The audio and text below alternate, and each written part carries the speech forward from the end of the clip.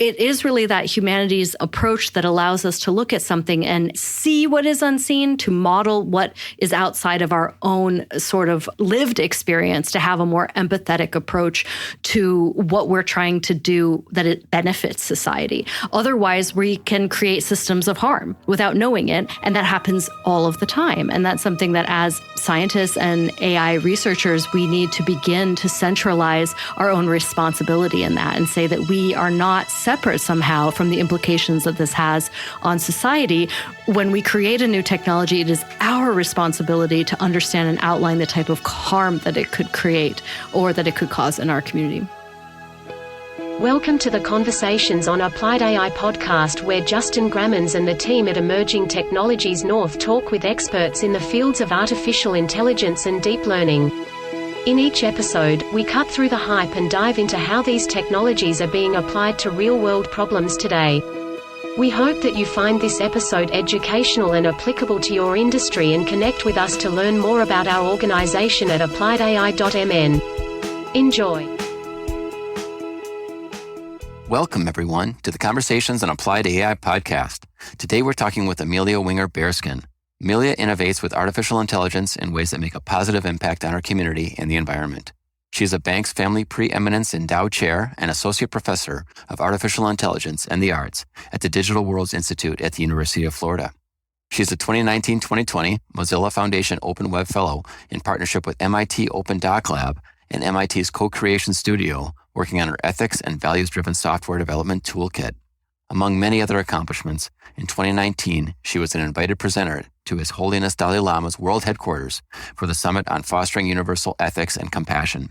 In 2018, she was awarded a MacArthur and Sundance Institute Fellowship for her 360 video immersive installation in collaboration with the artist Wendy Redstar. She holds a bachelor's degree in art and visual technologies from George Mason University, a master's degree in transmedia from the University of Texas at Austin, and MPS and ITP from New York University. Thank you, Amelia, for being on the Applied AI podcast today. Thank you so much for having me. I'm excited to be here. Obviously, one of my favorite subjects. Well, for sure. Since you're doing all sorts of interesting stuff at the University of Florida, maybe tell us a little bit more about maybe how you started and then how you got to where you are today. Absolutely. Absolutely. Well, I've been interested in the intersection of art and technology for as long as I can remember. I started out with my mother, who's a traditional storyteller. We're Seneca Cayuga Nation of Oklahoma. And my mother has a role as a storyteller, which is kind of like a politician, a performer, a writer who goes and is able to gain the trust of elders to be given the stories and be a steward and translator for the next generation. And so I would accompany my mother when she was performing traditional storytelling, and I would either play the rattle or the drums or do dancing or kind of help with the more like artistic parts of the performance. I wanted to grow up to be a performer like my mother. And my father was a technologist who worked at Kodak. He worked in the innovation lab, whose main sort of, I guess, famous project that they did was the invention of the first commercial digital camera. And he was always bringing home these, toys from his lab after we're not using this computer anymore, we're using this. And so he'd have all these kind of toys that were for the visual arts, for optics, for photography, for seeing. And he said, if you want to be an artist and a performer, why don't you learn how to use this box? And he gave me like a Commodore 64 and then Apple IIe and all these different things, and said, if you can figure out how to do what you want to do on these machines, that's really going to be the future. And the future will be this interactive type of performance through this thing called the internet. And at that time, the internet was like a giant box with an actual telephone that I would put on top of it, to connect. It wasn't even like a modem that kind of went through the audio receiver of the telephone. And I learned how to just cold call IPs in different places, which were usually companies, and they would say like, "Who is this?" And I'm like, "This is Amelia. I'm 6," and they're like, "What are you doing on our like modem line?" I'm like, "I don't know. I'm just like randomly generating IP addresses." So I had a lot of fun kind of exploring the early phases of the internet, and while also I studied classical opera at the Eastman Conservatory of Music, and I studied the traditional forms of handicrafts and design. And very quickly, in my first degree at George Mason, I was able to start combining them. I actually was in an opera where it was with Digital Poetry Theater and Cyberbia Productions, where they used robotics and digital imagery and interactive projections. And at the time, we didn't have like projection mapping like we have now. The GPUs really couldn't handle that. So we had actual physical robotics that would move around glass slide projectors with the live performers. And whenever we would have technical difficulties, I would be on stage in my costume, like performing. And then I would say, well, I know a lot about robotics and I can kind of help you do this, or I can recode the thing, and everyone's like, wait, I thought you were an opera singer. I'm like, yes, I'm an opera singer. But by night, all I do is live on the internet and I code with my friends. And that's kind of the place. I would take some computer programming classes, but no one was interested in the internet at that point. And they didn't even kind of teach it in exciting ways in a lot of like high school and middle school spaces. And I was able to really combine the art and technology right from the start in my first degree at George Mason. And then all of my subsequent degrees have actually been in that field of emerging technology and the creative arts, in live performance, in fine art spaces. I found the most support for my work actually through museums. And even though I started out doing new opera and kind of making very strange and weird operas for new opera festivals, it was actually the museums that said, rather than just once a year at a new form of opera festival, we actually are happy to show this stuff all the time. So I ended up kind of shifting my career slightly from just being in the sort of conservatory opera space to moving into fine art museums and performance in that way. How do you get into these fine art museums? I mean, it seems like you could be building a lot of interesting and fun stuff sort of in your studio. What was your path to, I guess, being introduced to the right people, or was it just kind of the right place at the right time? Well, I had a fairly successful opera career. I was touring internationally, but I started off very young. I was 15 when I was at the conservatory at Eastman. And so I was traveling all over the world, and you kind of get like diagnosed by your voice. Like I was a lyrical coloratura soprano. And so the roles I would usually play were like comedic roles in Mozart operas. So like I would play Despina from Cose fan tutte. And I got, I was 15. And so I was very interested in the internet and kind of creating in those spaces with people from all over the world. And I felt like I wanted to do something different than just play sort of Despina the rest of my life, which is what I would have done, which is amazing. I mean, I've often talked to people at conservatories and other schools, and they're like, what's wrong with that? You could have just done that your whole life, and that's a beautiful life. And I'm like, I know, but I was kind of like I had this creative spirit. I want to do something else, right? Not just kind of perform the works that had been created by someone else, a genius, Mozart, who I'm still an enormous fan of his work. I got to actually visit his house in Austria recently, and it was just really, lifelong drink. Anyways, that's an aside. So after I started becoming a composer and a performer in this sort of new opera space, which were operas that maybe could use electronic music or interactive animation or sort of using new technologies in opera, museums offered to showcase this work. And then I found that they were willing to sort of showcase this work more regularly than the venues that in opera would only maybe once a season would be interested in something more experimental, whereas museums are kind of always interested in something that's experimental, right? One of the first groups that I joined was called the Perpetual Art Machine, a collective of video artists in New York City. And we ended up collaborating with Apple on a new technology they had that was about this big. And it was a screen that you could touch and it would do all these interesting things. And this was in, I guess, like 2005, right? So it was really before any touchscreen iPhone or iPad had come out. And so they were letting us use these really large prototypes. And we put them in the Guggenheim Museum and allowed the visitors to sort of touch them and interact with our videos to create a video installation that went up through the central chamber of the Guggenheim Museum, which was really fun. So that was kind of the first entryway I had into the art world, was through that interactive experience. And it was a tremendous amount of fun, as you can imagine. And then, I did become a professor at Vanderbilt University in time-based media and performance art. And I collaborated with Dr. Pratim Singh Gupta in learning sciences, who specialized in artificial intelligence and learning. And his central research was really around teaching young children, ages like third grade to middle school, around embodied cognition and how we could use AI to sort of better teach ideas around coding and embodied cognition. And he had a theory that artists would be very successful in collaborating with him in this research. And so I worked with him, and that was sort of my first maybe official NSF, AI research that I started to do. And we looked at the ways in which children could understand abstract concepts of modeling in AI if we taught them how you would do it with art. So it would be kind of a one-to-one where when you look at the world and you represent it in art, you're taking an abstraction. You're looking at something and you're maybe looking at its geometric angles, and you're taking it and modifying it in your mind to represent it on a two-dimensional piece of paper, because the object like a tree or a bird is not two-dimensional, but you need to abstract it in such a way that you can represent it in a two-dimensional way. So then the third process we would do is say, okay, now that we've made it two-dimensional, can we make it computational? And what would be the ways that we describe this two-dimensional image? And then that way we were able to sort of help students understand computational abstraction. And it was very successful. So it was really fun to work with him while I was at Vanderbilt University. So that was probably my first, it wasn't the first time I'd worked with AI, but probably the first time that I contributed to a large national AI project in that way. Fabulous. I love that you're giving back as a teacher. It seems like at many, whether it be at universities, whether you're working with these museums or whatever, it feels like you're always sort of interested in giving back and getting into organizations where you can share this information. I mean, I wanted to say a couple different things. One is I'm not sure if you've read a book by Daniel Pink. It's called A Whole New Mind. And the story is, I think the subtext is why right-brainers will rule the future. And people always have these ideas of like left brain logic thinking is like the way to go as you're learning and growing up. Everyone thinks about the science mind, you got to do this.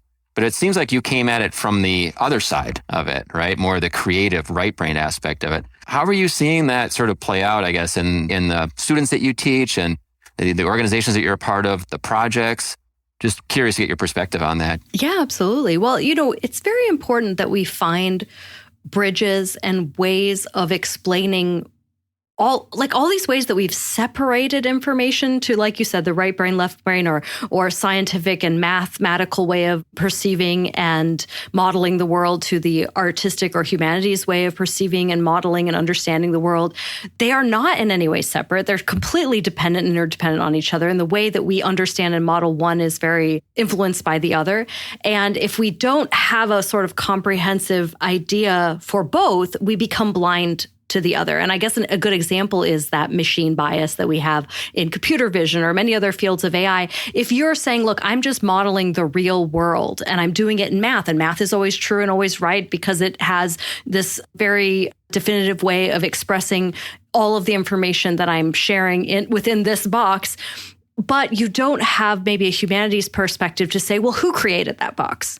Right? Who was a part of defining what was true, and who was dependent on testing this? Who was dependent on writing the policy around it? Why is your mindset understanding that this is a proper way of seeing?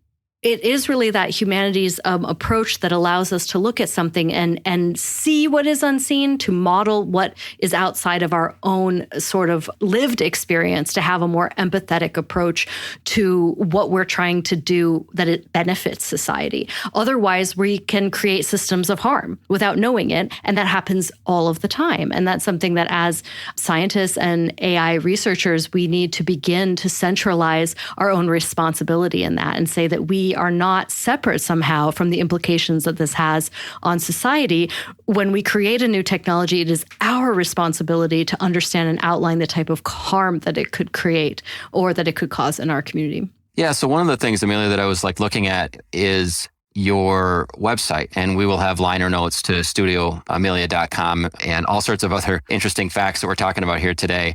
But as I was thinking about all of the projects that you've done, and you were mentioning in your last thing more around ethics and compassion, curious to know what projects have you done that you're maybe most proud of, either in that space or some of the other things related to artificial intelligence? I started a project in 2019 to 2020 when I was a Mozilla Fellow called wampum.codes. And wampum.codes was a way of, I wanted to co-create with Indigenous technologists a way to have ethical-based software dependencies.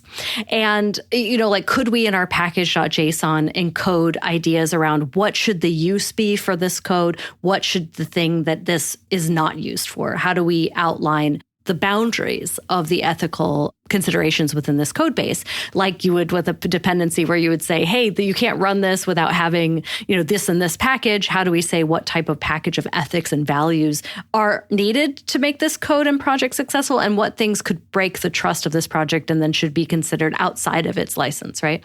And so 2020, of course, we know the pandemic started, and I was supposed to be, at Stanford, or I was supposed to be at MIT, and then also in San Francisco at the headquarters of Mozilla. And I lived in San Francisco at the time, so was able to go a couple times to the headquarters. I was able to go once or twice to MIT, but then when the pandemic happened, I was no longer able to go to either in person anyways. And so I had to strategize, and I also planned to travel to the territory and reservations and locations and cities where my colleagues were, who are indigenous technologists, and I was going to do like a in-person documentary. Well, that switched to a podcast. So I created a podcast, wampum.codes. And our first season was really me having those interviews and open sourcing them in a way by having those conversations public around how I formulated a lot of the ideas that are the core backbone of the structure and process of creating your own ethical framework for software dependencies. And so it's not that I have created how everyone else should apply ethics to their software. I have created a template and a framework and a workshop so that teams can say, these are our values. This is how we can agree upon them. And then this is how we can embed them into practical, simple language within our code base. And so it's really a project for developers. Oftentimes I see where the rubber meets the road when it comes to ethics and software is you have this, again, a divide, like that right brain, left brain divide again between people who are in philosophy and ethics and law and policy, determining what are the right ways of thinking about ethics and software, but they are not the ones that actually are writing the lines of code. So now you're a developer saying, okay, that's a really great book. I understand maybe 80% of it because it's not my field. How do I, though, translate that into this line of code? That is a tremendous task. That is a tremendous task. And we're putting that all on people without any framework. We're saying it's up to you to read all of this literature and information and then decide on your weekly sprint how to communicate that with your team.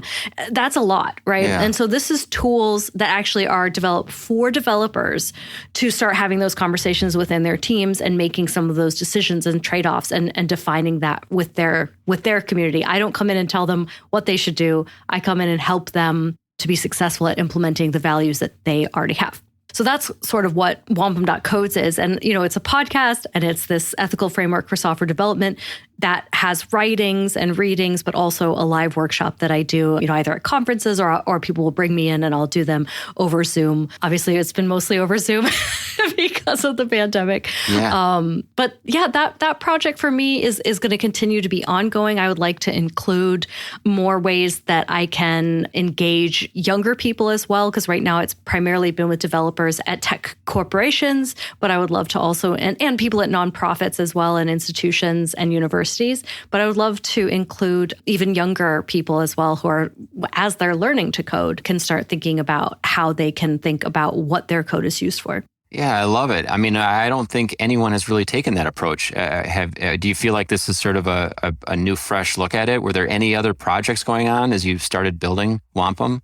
There is a couple of different ways, like there's Ethical Source Project is an interesting group, and they look at ethical dependencies and all different types of frameworks. Like, right now when we make a coding project, the only sort of ethical choice we make in the beginning of it is when we choose, are we the MIT license or are we a closed source, like what kind of open source license or closed source license?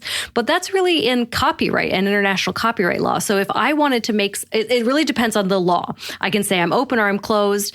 There's not a ton of other variations. And if I wanted to enforce that, it's an enforcement that's just through the copyright framework. And that doesn't actually cover like values and ethics. If I wanted to use it, as long as I'm not closed sourcing it, if I'm using it in a harmful way, that actually doesn't cover it, right?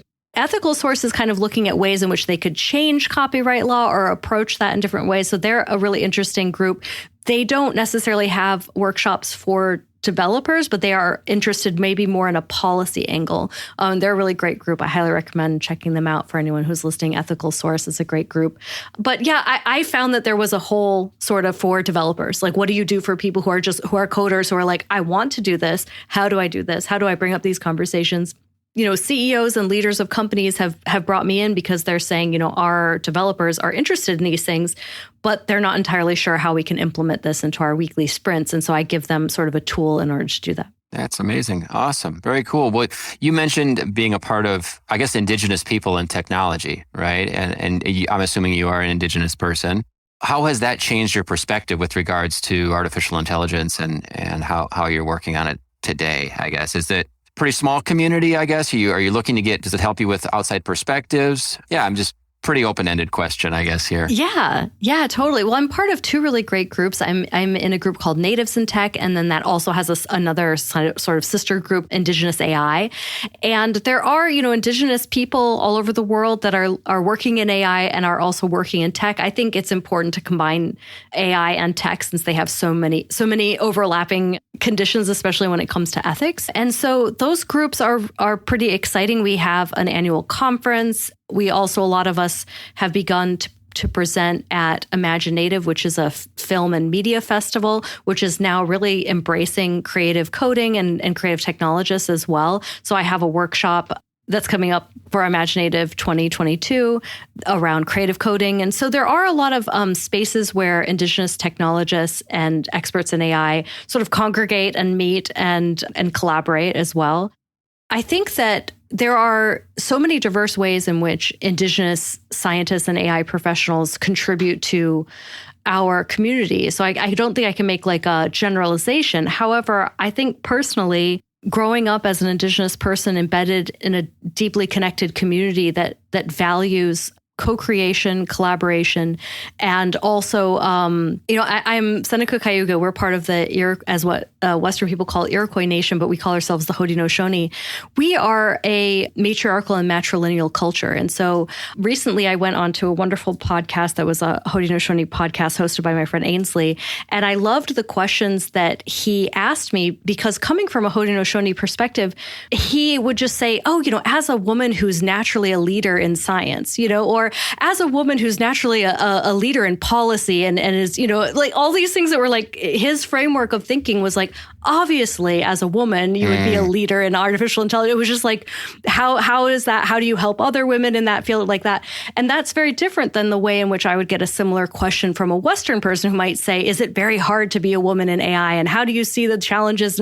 But it was very interesting from a Haudenosaunee perspective that it was just like, well, of course, as a woman, you'd be a leader, because we're a matrilineal culture and our democracy is so led by women, and women are so much a part of leading the sciences and so much of what our culture has. So I thought that's really interesting perspective. Yeah, absolutely. Absolutely. Yeah, I guess a lot of it just has to do with how you're brought up. And one of the things I liked you mentioned at the beginning was, I think it was your mother you said was a storyteller.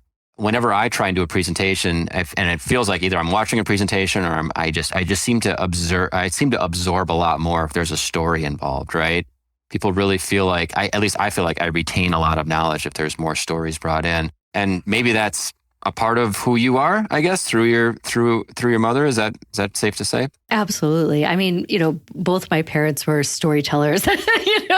Even my father, as a technologist, could just get up in a room and he would always say, if you're going to talk about an idea that you'd like people to remember, you just kind of once upon a time it. You don't say once upon a time, but you'll be like, you just kind of get into that space and you drop your voice into a calm manner and you say, that reminds me of a story. And everyone just kind of tunes in and like their center of their being calms, and they become open to listening because they know that you're not confronting or manipulating, you're sharing. And when you're sharing, people can be open to share as well. It becomes a receptive space. So I think there is so much tremendous power in storytelling. At Sundance Film Festival, they say that storytelling is the oldest technology. So they kind of connect those two ideas that we as humans contextualize our lived experience through stories. And it's an important way in which we process time and information. And it is a very key way in which I teach or create my artwork, or the way in which I am an activist or a community member is by being a storyteller. And sometimes that is a way of translating from one community to the next. I think it's easy for one community to maybe become empathetic towards another when you tell a story. I can tell a story to AI professionals about the importance of art, and that helps them have empathy for this other perspective and vice versa. Yeah, very nice. One of the questions I'd like to ask people is how do you define artificial intelligence? If somebody asks you, either A, what does it mean? Or B, I guess, if you're a quick elevator pitch in terms of what you do during your job and how you incorporate AI, do you have sort of a standard default answer? In my class, when we learn about AI, we start about 5,000 years ago, because I want them to understand that AI has been a process that's been with humanity for probably as long as we have recorded history. And it's the way of understanding human intelligence. And I think it really is a field of understanding human intelligence. And it's called artificial because I think we're bringing play into that space. We're trying to say, well, what if we changed it in this way? What if we changed it in that way? Which might not be ethical or responsible to do to a human child or to a human, but you can take it into an experimental phase and say, yeah, what if we learned differently? Or what if we understood learning differently? And so I like to think of it as the scientific pursuit of understanding learning. That is great. No, that's perfect. I love it. That's good. Well, with regards to applications of artificial intelligence, you're working a lot in artistic endeavors. Do you see music being disrupted? And I guess I'm using disrupted in quotes, but artwork with regards to like painting, we got text, natural language processing. You see any one of those areas kind of being most impacted by this new technology, or all of the above? Where are you mostly deeply focused on and looking at today? In my classes for my students, I teach them how to use AI in absolutely every type of expressive media, in music, in poetry, in screenwriting, in video, in animation. Everything, right? Because I think it's very exciting, all of the types of tools that, have also become a lot easier than when I started making creative applications of machine learning technologies at the lab that I created in New York City. A lot of the artists, residents who created film or sheet music or VR projects, what we did was quite difficult. And now it's like a couple of API calls and you can have a screenplay or you can have an image that's created. It's really amazing how almost, very user-friendly it has become for my students. So there really is no limit on the types of experiments that then they can create with expressive media. But when it comes to disruption, I love that way that technology creates confusion and panic anytime it introduces a new type of tool. When the piano was introduced, there wasn't recording technology, right? So it started, people were writing about this tool that could play all of the notes with the same ease as anyone else. So when you're playing trumpet, you might have to, if you had to move from one note to another, there's certain things that can't work. And so you can't compose something because of the constraints of the instrument. You're like, if I want someone to play this note and then go to this note, it'll make this sliding sound and it's not good. So it's better to have a middle note, right? So you have to have these constraints of the instrument. And they're like, wait, this piano it's going to make every other instrumentalist out of work because it can play any note with ease, right? But no one could hear it because they didn't have recording, and there was panic. Like, this is going to put everyone out of a job. This is going to be the thing that ends, all symphonies, like all of this panic, right? And actually, none of those instruments that we had in that time period have disappeared. Everything is kind of additive and it grows. And of course, the piano just became another instrument in our orchestra. And it didn't replace anything, but it did change the way we started to compose. It did change the way that music was understood, manufactured, reproduced. We had player pianos, we had automatic pianos, right? That ability did change. So I do think that that's what's going to happen in art, that suddenly with this new tool, it will radically change the way that art is presented and the value that we see in art. And I think that works like we see in the NFT space are challenging notions of value within art and challenging notions of copyright and holding and rights within art. So it's very fascinating the way that technology is always disrupting this space of creative arts. But it's not something new. It's actually something that has been going on since art has been called art. And so you don't view this new AI world as anything that's really any more different or should be viewed any more scary, I guess, as just an evolution, just the next evolution. Absolutely. Absolutely. I mean, I grew up in Rochester, New York, because my dad worked at Kodak. And I grew up across the street from the George Eastman mansion. So I used to climb over all his bushes and play around all there as a child. And I would sneak into the museum all the time. And they just kind of got used to me. They're like, okay, it's Amelia. She's just, just hanging out here. And I got to go through that tour maybe 1,000 times of like, this is the life of George Eastman. And when he created the 35 millimeter film, which democratized the camera really and truly, because up until that point, it was really something that only people had specialized instruments could do and specialized chemicals. And it was more in a field of high art and crafts to be a portrait artist rather than just someone who could own a small camera and take a photo and then drop it off at a lab and have photos, right? He radically changed the way that people saw art. And everyone thought this is the end of painting. No one will ever paint again because every person can carry around a camera. Well, if that's true, then we wouldn't have painting anymore, right? And that isn't true. But it did radically change what painting was. And in a lot of ways, it is seen as the thing that was the genesis for abstraction in art and new ways of painting, rather than putting the highest value on something that was photorealistic, which of course they didn't use that term, but something that was very real, right? Having a portrait of someone that looked the most similar to real life was considered to be the most valuable. Once we had that camera, that changed. And suddenly people started seeing painting as really like, what is the movement of the brush and the color of the paints, and the subjectivity of the artist became so important. And of course, abstract art changed the world. And it was a really, very inspiring to me. So I think the camera did quite a lot, and also became itself a type of art form that is still very central to the way we see the world. Yeah, that's true. So it really isn't a competing art form. It was just something new then that artists could now have another essentially tool in their toolbox to use as they were developing their art. Absolutely. I was thinking about just with regard to, again, the early days of Photoshop, for example, right? I remember just seeing some amazing things that people could do. And it's just like, well, then why, everything's going to be done on the computer. No one's going to need to actually have a darkroom anymore. And I think while to some extent that's true, but there is still, somebody still goes, I take a look at, at baseball games, if you're following sports or whatever, there's still people on the field that are taking pictures, and they utilize Photoshop to do some interesting things with it. But at the end of the day, they're still out there taking the pictures, right? Totally.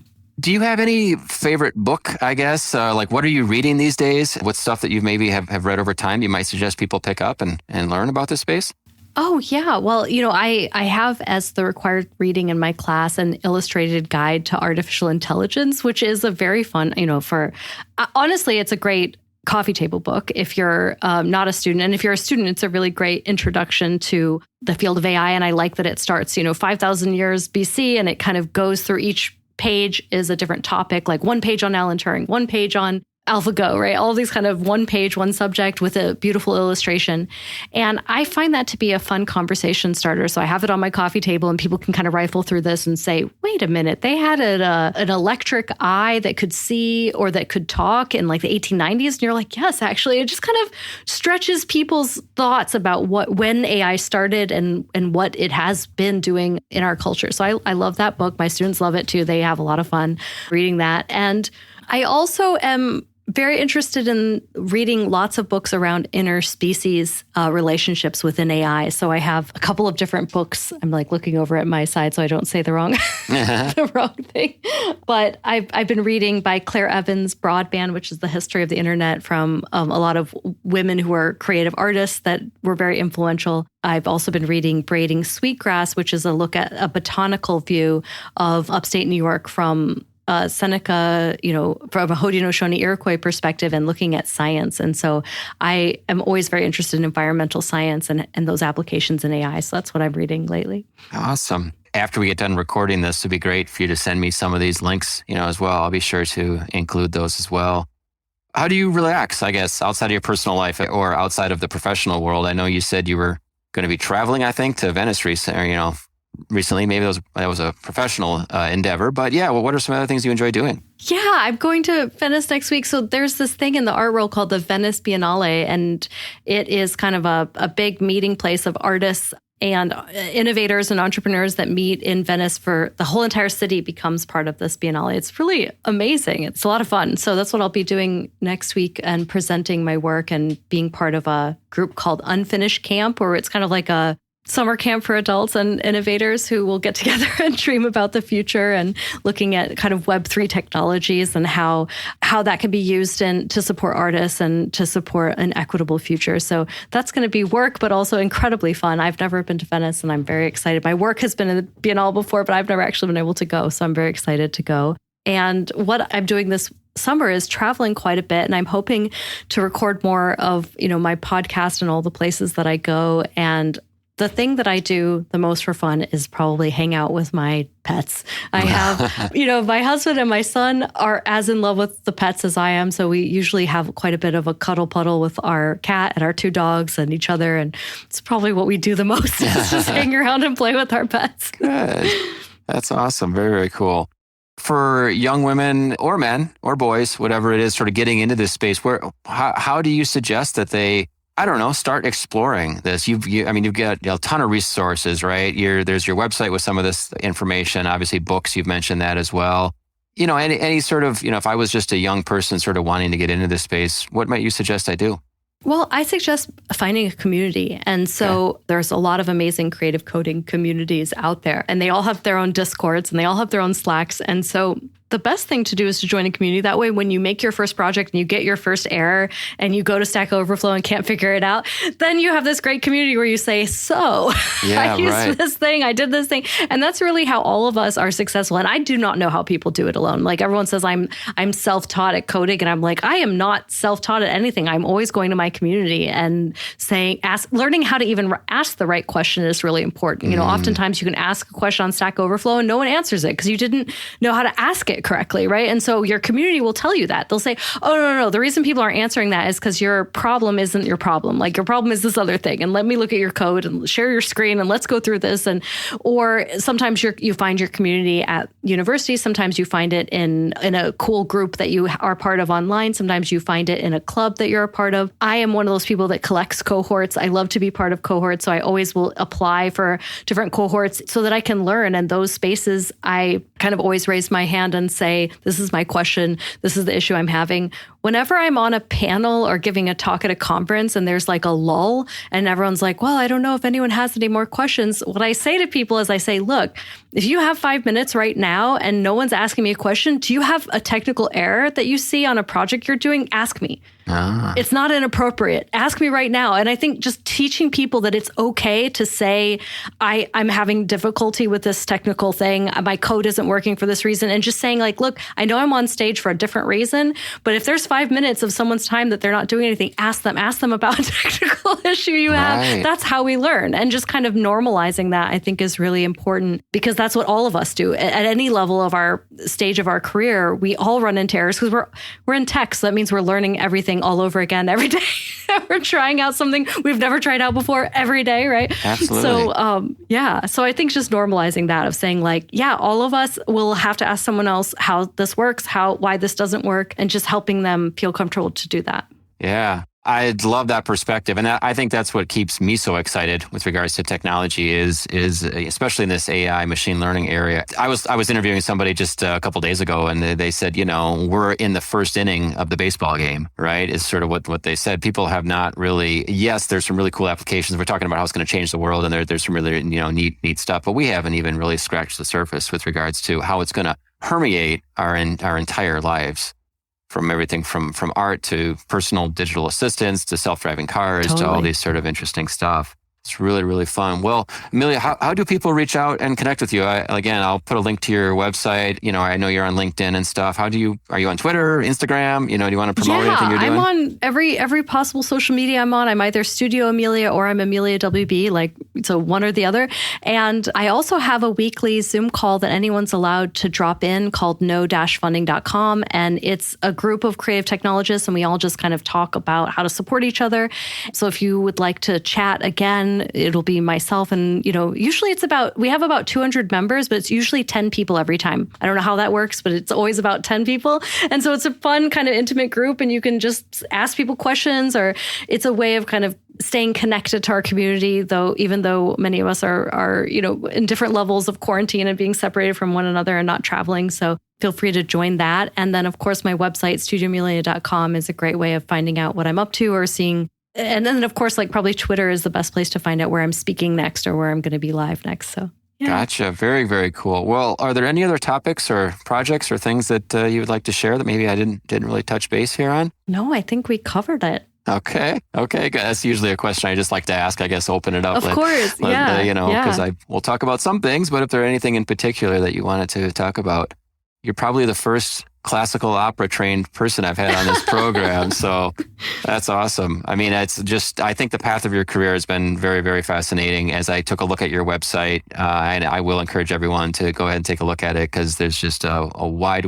range of projects. So appreciate what you do for the community and just continually being curious. And that's one of the aspects that I try and adhere to as well is this is just the next step in our evolution is as humans. And it's always fun to try and learn something and then give back and share what you learn. Absolutely. Well, thank you so much for having me. All right, Amelia, take care, and we will keep in touch for sure. Thank you. You've listened to another episode of the Conversations on Applied AI podcast. We hope you are eager to learn more about applying artificial intelligence and deep learning within your organization. You can visit us at appliedai.mn to keep up to date on our events and connect with our amazing community. Please don't hesitate to reach out to Justin at appliedai.mn if you are interested in participating in a future episode. Thank you for listening.